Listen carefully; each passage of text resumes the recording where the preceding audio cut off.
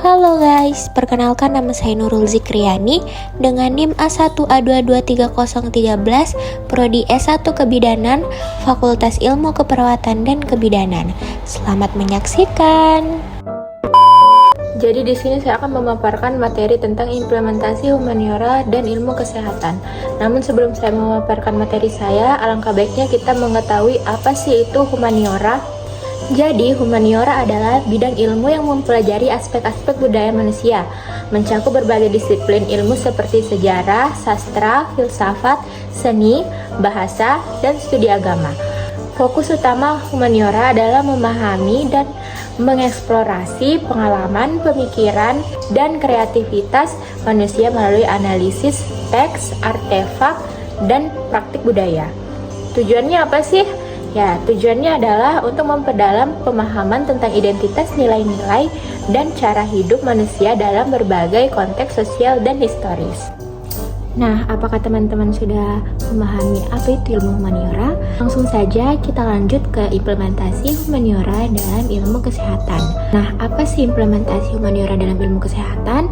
Jadi, implementasi humaniora dalam ilmu kesehatan adalah pendekatan yang mengintegrasikan pengetahuan dan perspektif dari disiplin ilmu humaniora seperti filsafat, sejarah, sastra, dan seni ke dalam praktik dan penelitian kesehatan.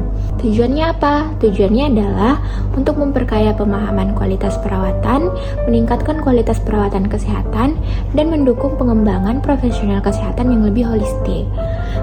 Jadi ada beberapa cara implementasi humaniora dalam ilmu kesehatan, yaitu pendidikan dan pelatihan profesional kesehatan, yaitu terdiri dari komunikasi, mempelajari literatur dan narasi pasien, membantu tenaga kesehatan memahami berbagai perspektif pasien dan mengasah keterampilan komunikasi yang lebih efektif dan empatik. Yang kedua, etika medis. Filsafat dan etika menyediakan kerangka kerja untuk menghadapi dilema etis dalam praktik medis, membantu tenaga kesehatan membuat keputusan yang lebih manusiawi dan berprinsip. Yang ketiga, sejarah kedokteran. Memahami sejarah kedokteran memberikan konteks tentang evolusi praktik medis dan membantu menghindari kesalahan masa lalu. Bagian kedua yaitu penelitian kesehatan, terdiri dari metodologi penelitian kualitatif. Humaniora sering menggunakan metode penelitian kualitatif yang dapat diterapkan dalam penelitian kesehatan untuk memahami pengalaman pasien, interaksi sosial, dan aspek-aspek non-teknis dari kesehatan. Yang kedua yaitu interdisipliner. Kolaborasi antara ilmuwan kesehatan dan humaniora menghasilkan penelitian yang lebih komprehensif dan inovatif, menggabungkan data klinis dengan wawasan tentang berperilaku dan budaya manusia. Bagian ketiga yaitu perawatan pasien. Terdiri dari empati dan pengertian. Mempelajari seni dan sastra dapat membantu tenaga kesehatan mengembangkan empati, memperdalam pemahaman tentang pengalaman manusia, dan meningkatkan kemampuan mereka untuk merespon kebutuhan emosional pasien. Dan yang kedua yaitu pendekatan holistik, memadukan seni terapi seperti terapi musik atau seni rupa dalam perawatan pasien dapat membantu dalam proses penyembuhan, mengurangi stres, dan meningkatkan kesejahteraan emosional. Nah, kita masuk ke bagian yang keempat yaitu kebijakan kesehatan. Bagian pertama yaitu keadilan sosial.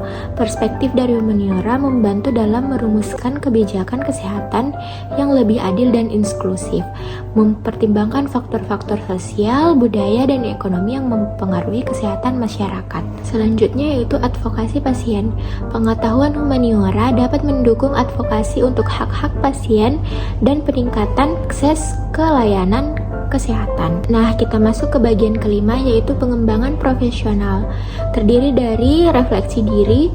Praktik refleksi diri melalui jurnal atau diskusi kelompok membantu tenaga kesehatan mengenali bias pribadi, meningkatkan kepekaan budaya, dan mendorong pertumbuhan pribadi serta profesional. Selanjutnya, budaya dan spiritualitas. Mengakui dan menghormati berbagai nilai budaya dan spiritual pasien, mendukung praktik perawat yang lebih menghormati dan berpusat pada pasien. Nah, teman-teman, dengan mengintegrasikan humaniora, tenaga kesehatan dapat menjadi lebih peka, empatik, dan berpengetahuan luas, yang pada akhirnya meningkatkan kualitas perawatan dan hasil kesehatan bagi pasien.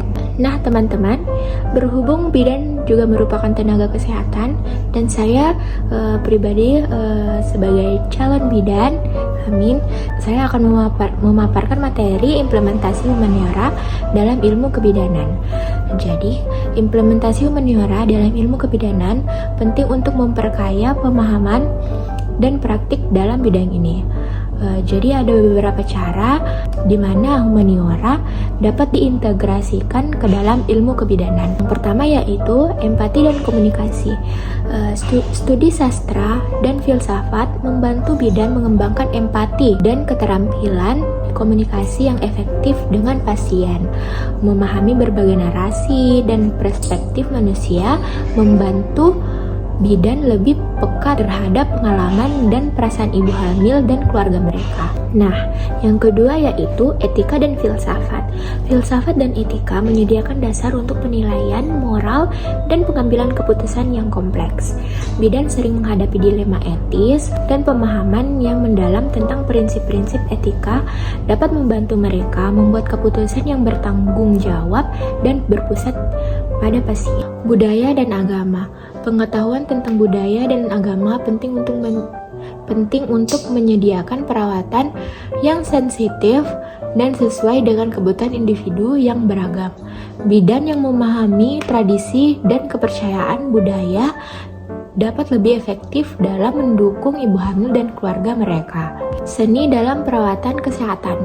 Seni seperti musik dan seni visual dapat digunakan dalam praktik kebidanan untuk menciptakan lingkungan yang menenangkan dan mendukung proses persalinan.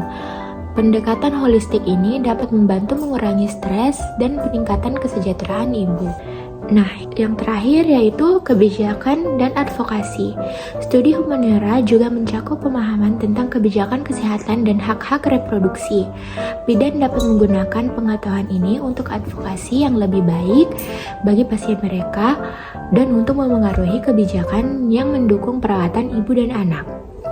Nah, teman-teman, dengan mengintegrasikan elemen-elemen humaniora, bidan dapat memberikan perawatan yang lebih holistik, berpusat pada pasien, dan sensitif terhadap berbagai aspek kemanusiaan yang mempengaruhi kesehatan dan kesejahteraan ibu dan anak.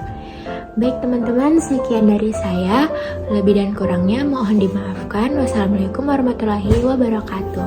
Dadah. I used to think that I was